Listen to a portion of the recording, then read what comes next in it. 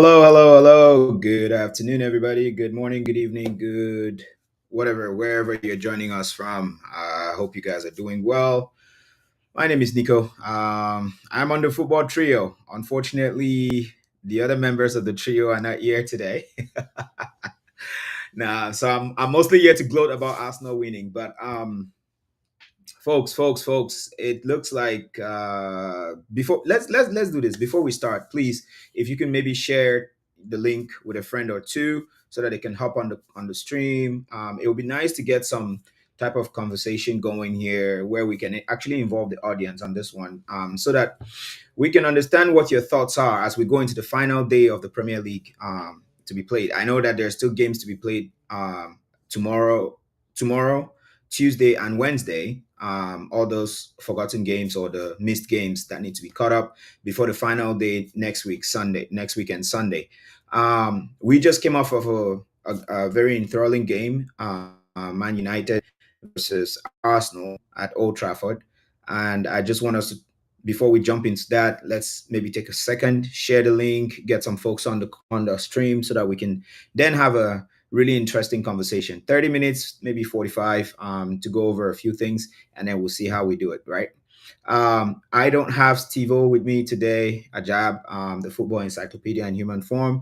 I don't have the analyst himself, Tru3lion either. It's a Sunday, it's Mother's Day. A bunch of people have plans with their mom's family and everything, and I do have plans too. So I'm going to be hopping off the stream in a little bit so I can jump off and go get Mother's Day stuff done, right? But Sunday morning is football first, right? All right, so let's jump right in. Let's just go. Manchester United 0, Arsenal 1. A very cagey game, I think. A very cagey game. I'd like to really get your opinions on this today. And maybe in the comments you can drop a comment so I understand how you felt about the game. But it was a really, really interesting game. Given what Man United suffered at the hands of Crystal Palace, everybody was expecting Arsenal to just run riot at Old Trafford, but it wasn't to be. But I, as an Arsenal fan, it's an academic win which was necessary, for many reasons. The first reason is because at Old Trafford we haven't won a game there in the last what, four, five, six, seven, maybe 8 times we visited Old Trafford. So actually, in 17 years, we haven't we've gotten just one win at Old Trafford. And going there when United was at its lowest and being able to fashion out a win has been, it's quite satisfying. I know a lot of people would have wanted a 4-0 thrashing, a 3-0, 5-0, 6-0, because Arsenal has been flowing with the goals. But I think the pressure of the day, what it meant to just get the 3 points and just put in a performance and just get the 3 points or just get across the line, was more important to the gaffer on this one. And that's kind of what he set his team up to do. And that was the mentality we approached the game with. Outside of that, kudos to Ten Hag. He made some really impressive changes. I think when the lineup came out, I noticed that Casemiro had Amrabat and Kobe Mino in the defensive midfield positions. And I just said to myself, he has set up some type of protection for Casemiro, because we saw how Casemiro was literally taken apart and dissected by Crystal Palace's front three. In that game they lost to Crystal Palace prior to this game today. But it was good. It was good tactics from Eric Ten Hag. He had the right ideas. Get the ball out to the wings. Amad Diallo and Ganacho run at our defensive backs and maybe get a cross in or come back inside and try to take a shot. And it worked for most of the day. Ganacho had Ben White scrambling for more than 90% of the game. Same thing, Tomiyasu had to stay on top of his toes to make sure that Ahmad doesn't get past him. And when Ahmad left, you could see Tomiyasu actually breathe a sigh of relief, and he was able to just make those runs up front, and kind of provide that help to the wingers there, Martinelli at that point, because Martinelli had been subbed on for Trossard. Now, Performances that stood out. I think Man United has something that's growing, something that they need to really, really focus on in and invest in. Ganacho, Ganacho to me looks like a Real Madrid type player. But if Man United manages that kid well, I think he's going to go far. Um, Amad Diallo, same thing. Really good kid. I'm not gonna say he's the level of Real Madrid, but he does the work, and he did it today. You could see it. He had the defenders scrambling a lot today, just like Ganacho did. Just like Ganacho. Kobe Mino, nothing really special from him, but he did what he had to do, provide the cover for the defense. Amrabat, this is why Amrabat was brought into Man United. If you ask me, I think he had a game today, and you could see today Casemiro, even though he still sort of caused the goal because he didn't get out in time to leave Havertz offside for that long ball that came back in, which led to this cross and then the goal. um, I think Amrabat did a very good job protecting Casemiro. Most of the time, he was dropping into that central defensive position and helping out. And you could see the shape and what Eric Ten Hag was trying to do. Right, the five in the back when they have the ball or when they have the ball in possession, and maybe choking up that middle when they were trying to defend what Arsenal had. And that was a really impressive move from Eric Ten Hag because I think he was naive against Crystal Palace and he kind of got undone on that one. Outside of that, I really don't have anything else to say on the game. This is the point where I would turn to the other folks on the trio and ask them, what they felt about the game and what their thoughts were. But I think for the most part, this is kind of what I got from the game. Arsenal didn't, for all the noise and folks wanting Arsenal to just like go out and run riot. I think if Arsenal tried that today, it would have been really bad. It would have been a bad result. The title would be done today because Arsenal would not have won this game. But 3 points to the good, 3 points to the good. So Arsenal is back on top. Arsenal is back on top, and I think if we were to look at the table right now, right, Arsenal is back on top with 86 points. Um, City still has that game in hand against Tottenham on Tuesday, and we will talk about that in a little bit. But they're on 85 points, and look at the win, the rate, the form, win, for City, and they're second. So it's fair to say that Arsenal loss against Aston Villa may cost Arsenal the title, which puts a lot into perspective. Can you imagine in the Premier League era, a team with 86 points and possibly 89 points losing out on the title with a goal difference of plus 61 plus maybe more goals? Because if Arsenal win against Everton come next Sunday, they will have more goals. So just think about that for a second. It tells you the level of the league, right? 37 games played, 27 won, 5 losses, and 5 draws. City has played 36, won 26, seven draws, and 3 losses. So the ball is really in City's court right now because they still have 2 games to play versus Arsenal, which has just 1 game to play. Um, let's talk about Tottenham for a second. Spurs. I think Spurs has one of these situations where, depending on what happens tomorrow between Liverpool and Aston Villa, Spurs may come to that game on Tuesday with nothing to really play for. Because looking at the table, you can see Aston Villa is on 67 points. So if they beat Liverpool on Monday, they will go to 70 points, right?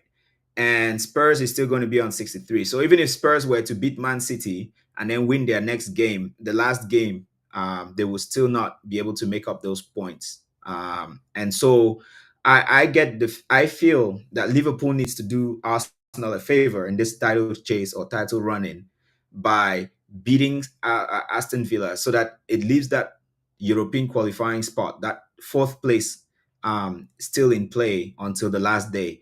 And I hope that gives Spurs, the owners, to kind of like push them to come out, because I know a lot of the folks out there in internet land and X land, on X, formerly known as Twitter, have been talking about Spurs throwing the game because they don't want Arsenal to win to even have title hopes.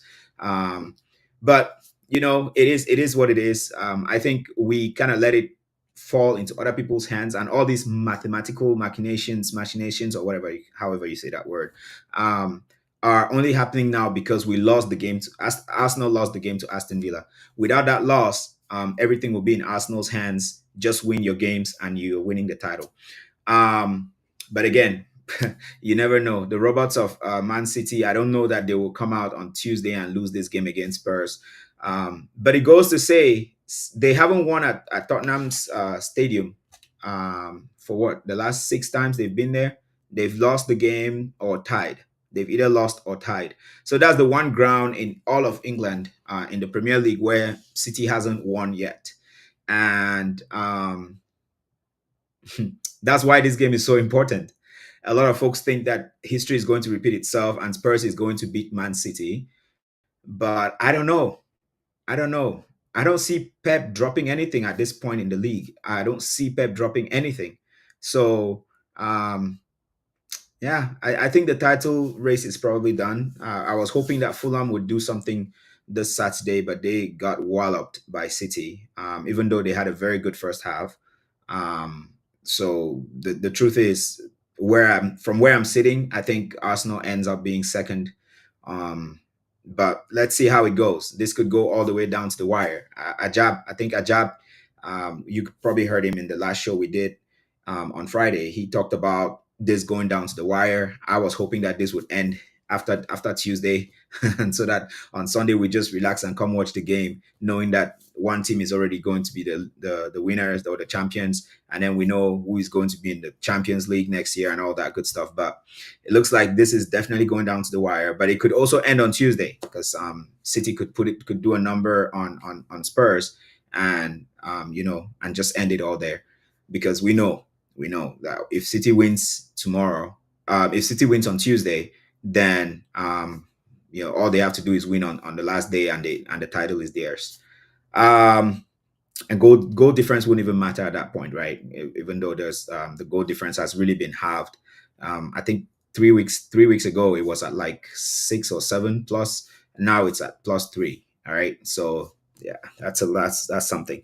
I mean, when we talk about the top of the table, I also want to talk a little bit about the relegation battle. I think it's done. The league is done. Wait, we have Luton Town twice. One of them should be Burnley. 19 should be Burnley. I don't know. The graphics guys messed up there. But one of the so number 20 is Sheffield United. 19 is Burnley. You can see the insignia there, and then Luton Town is 18th.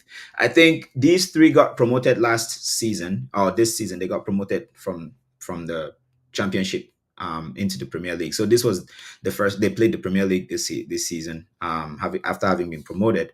But we see that they are going back down to the Championship.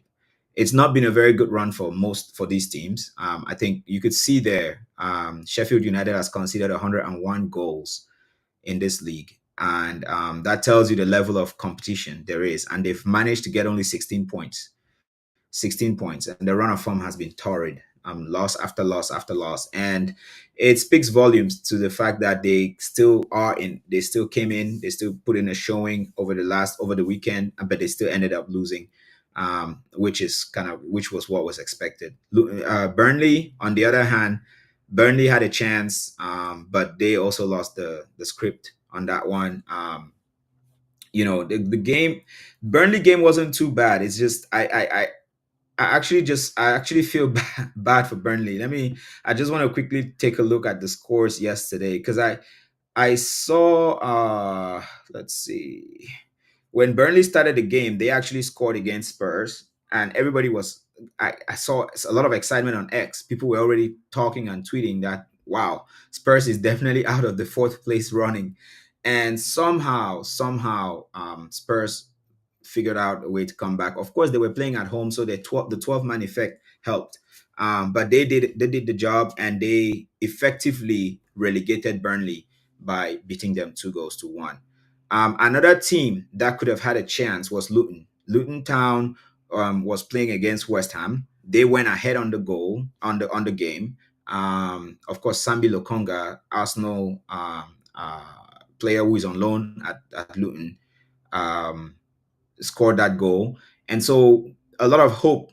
People were already up and chanting about, Luton trying to take this to the final day and then trying to survive. But it would have been tough. It would have been tough because when you look at the goal difference, right? The goal difference, Nottingham Forest has minus 19 goals and they have minus 31 goals. Now that means unless they scored like 20, what was it? 20, 29 goals or 28 goals. I can't do the math, man. Unless they score that many number of goals in the next game, they would not be able to do it. But they ended up losing anyway, so it doesn't matter.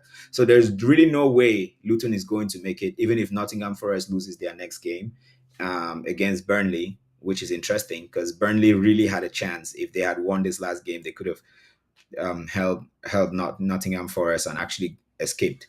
But it is what it is. The level of the league is so superior, and I want to talk about Everton, which and the team is ending in 15th place.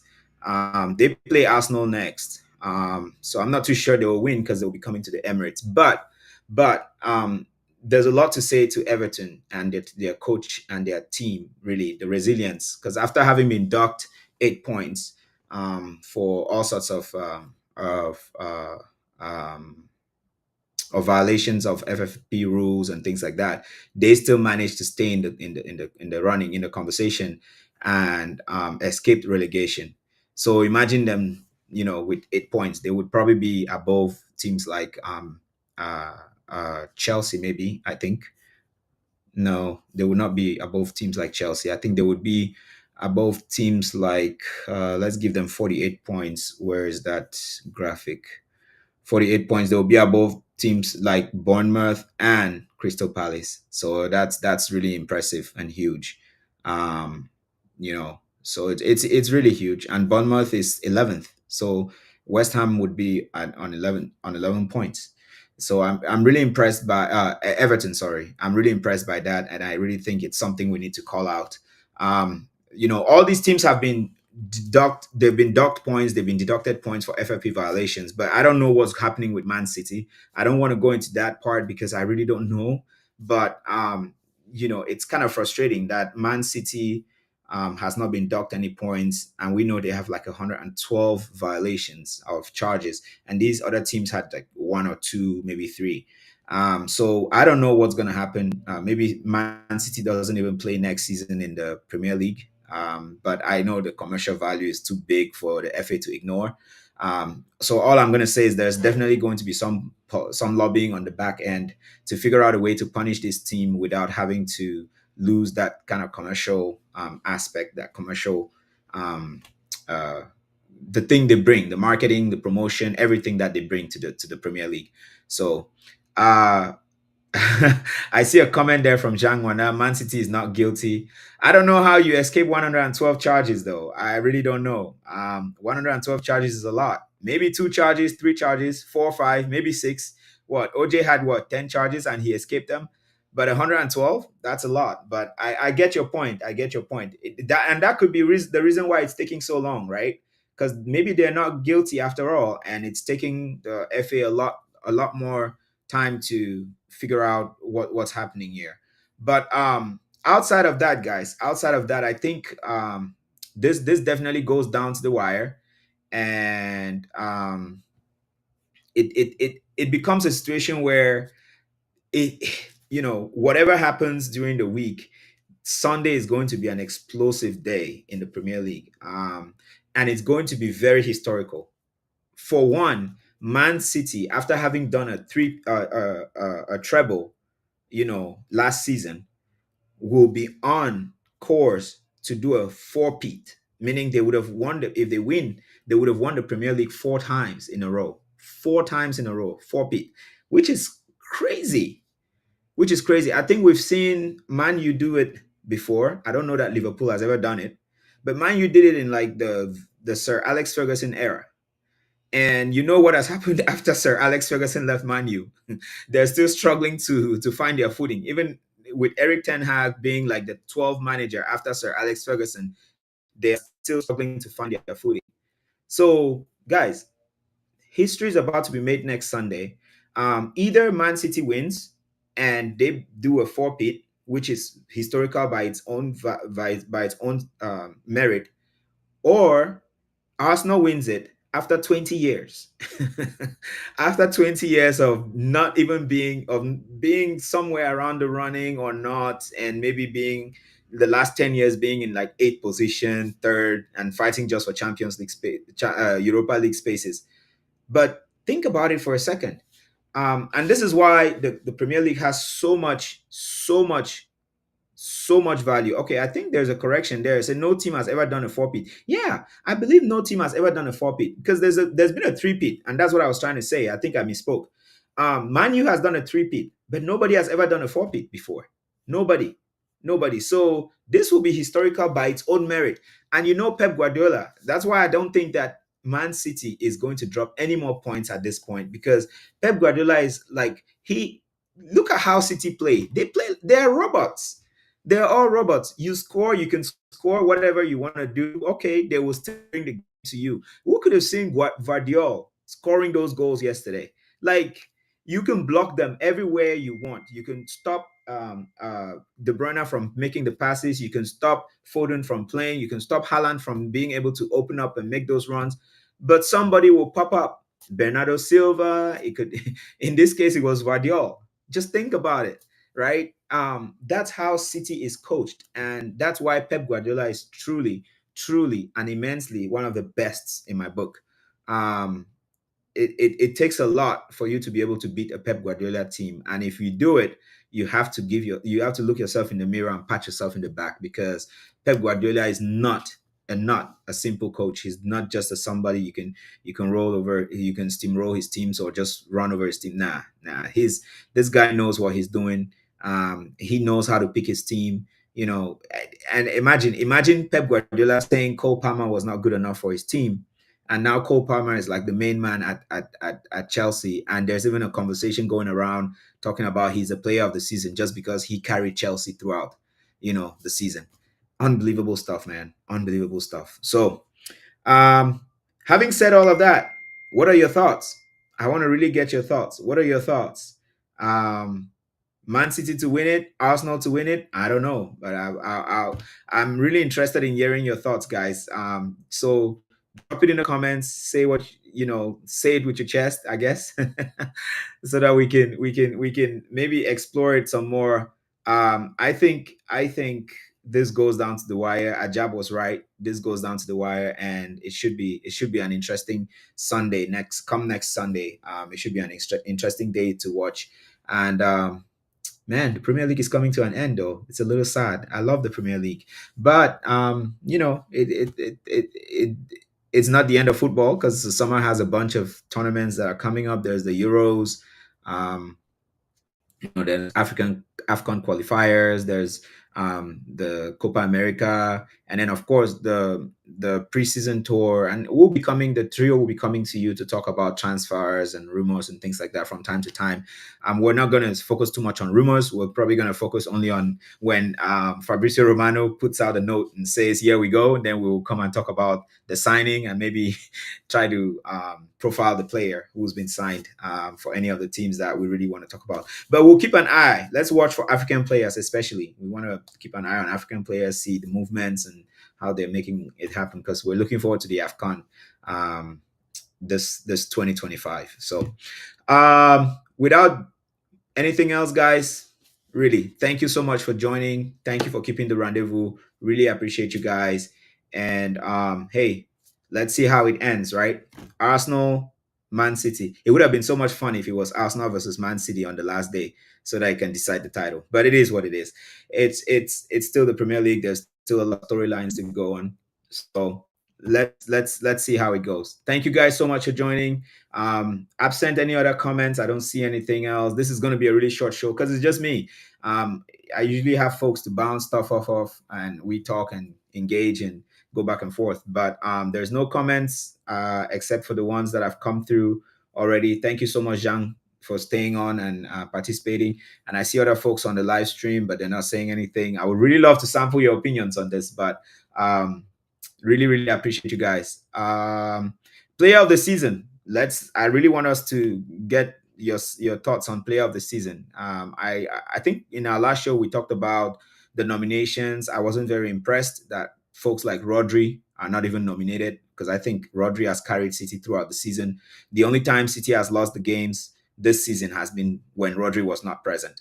And you see what he brings to the team because you saw the work he put in yesterday, and even there was a block he did yesterday too. So those are the type of things that Rodri brings, and I just think maybe folks are so used to seeing him do that work that they forget how hard it is for a team to have a player who does that kind of work. Man U doesn't have that type of player. Arsenal definitely doesn't have that type of player. We thought Partey was the eat, but Partey has been injured so long. Rice has come in. He's been asked to do something similar at some point, and then at a different point, he's been asked to do something else. So it takes a lot. And I think Rodri, especially, should have been nominated, even if they don't plan to give it to him. But it is what it is. So thank you guys so much for being on. Really, really appreciate you guys for keeping our rendezvous on the football trio. Happy Sunday, happy Mother's Day. Go out, have fun with your moms, your wives. Let's go. I'm about to go too. So thank you guys again. Catch you guys on the next one. Bye for now.